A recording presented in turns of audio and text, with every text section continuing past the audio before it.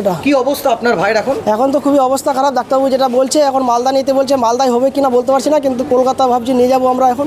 বলছি যে কারা হামলা চালালো? যে হামলা চালিয়েছে ওর নাম শুধু জানি, বুলবুল। ওই এলাকারই বাসিন্দা? ওই এলাকারই বাসিন্দা, দোগাছির বাসিন্দা। কি চাইছেন আপনি? ওর উপযুক্ত শাস্তি চাইছি, গ্রেপ্তার করা হোক, এটা গ্রেপ্তার করা হোক, শাস্তি হোক।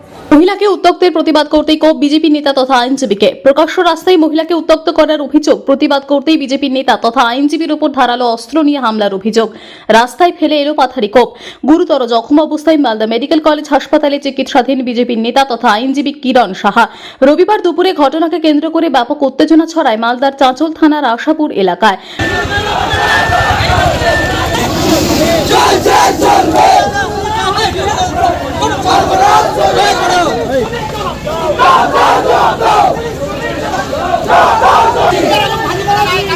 ঘটনায় অভিযুক্তের শাস্তির দাবিতে চাঁচল আশাপুর রাজ্য সড়ক অবরোধ করে বিক্ষোভ স্থানীয়দের। কয়েক মাস আগে এলাকার এক মহিলাকে প্রকাশ্যে উত্ত্যক্ত করা হচ্ছিল বলে অভিযোগ। সেই ঘটনার প্রতিবাদ করেন স্থানীয় বিজেপি নেতা ও আইনজীবী কিরণ সাহা। মহিলাকে উত্ত্যক্তের ঘটনায় জড়িত হাবিবুর রহমানের বিরুদ্ধে থানায় অভিযোগ দায়ের করা হয়। এরপর ঠিক তার কয়েক মাস পরই আজ প্রকাশ্যে প্রতিবাদকারীকে চপার দিয়ে কোপানোর অভিযোগ ওঠে।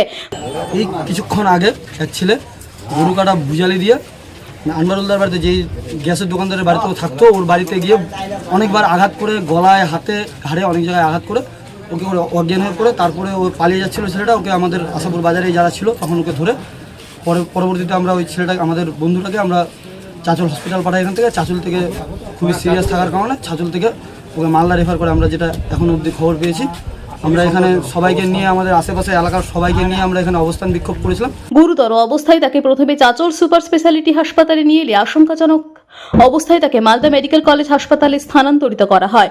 এরপরই স্থানীয়রা অভিযুক্তের গ্রেপ্তারের দাবিতে চাঁচল আশাপুর রাজ্য সড়ক অবরুদ্ধ করে বিক্ষোভ দেখান।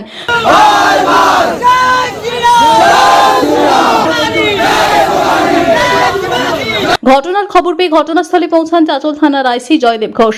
পরিস্থিতি নিয়ন্ত্রণে আসে এদিন আক্রান্ত বিজেপি কার্যকর্তাকে হাসপাতালে দেখতে ছুটে আসেন মালদা জেলা বিজেপির সহসভাপতি রতন দাস সহ অন্যান্য বিজেপি নেতৃত্ব।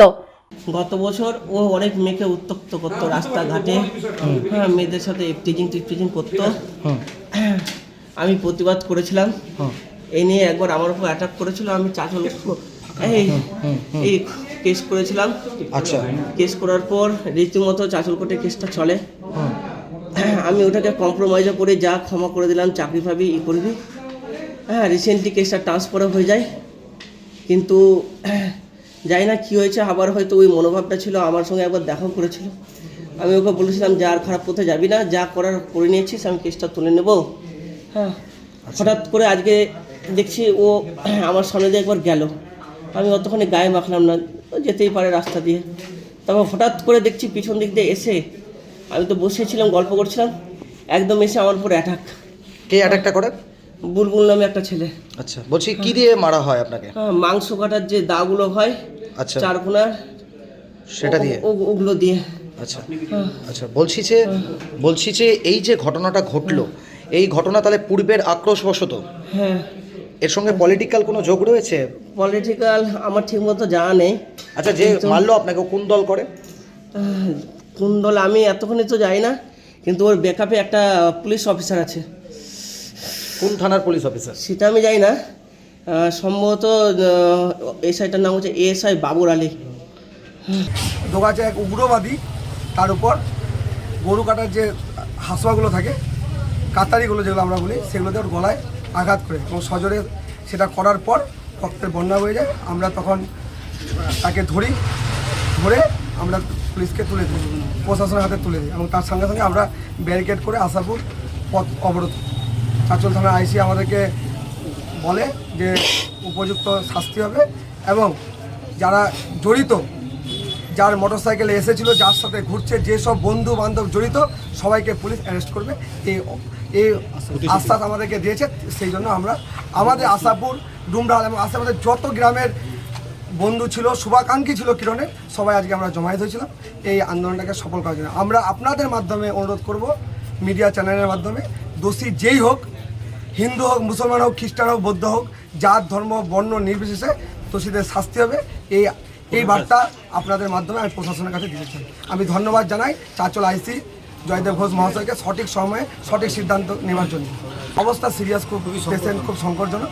তাকে আমরা শুনলাম যে অনেক জায়গায় আঘাত করেছে ছুরি, এবং কি আমরা এখন যা আমাদের আশাপুর থেকে যারা গেছে তারা বললো চাঁচল থেকে পেশেন্টকে মালদা ট্রান্সফার করা হয়েছে। মালদা খুব পেশেন্ট খুব সিরিয়াস আছে, মৃত্যুর সঙ্গে পাঞ্জাল হচ্ছে। আমরা ঈশ্বরের কাছে প্রার্থনা করবো পেশেন্ট যেন স্বাভাবিকভাবে ফিরে আসে, আমাদের যেভাবে সামাজিক ছেলে ছিল সে সামাজিকভাবে যেন টিকে থাকে।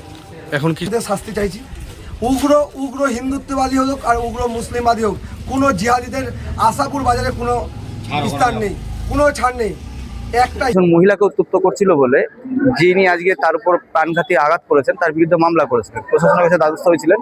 তারই আক্রোশ বশে সে এই চাকু চালিয়েছে এবং তাকে প্রাণে মেরে ফেলার প্রচেষ্টা চালিয়েছে।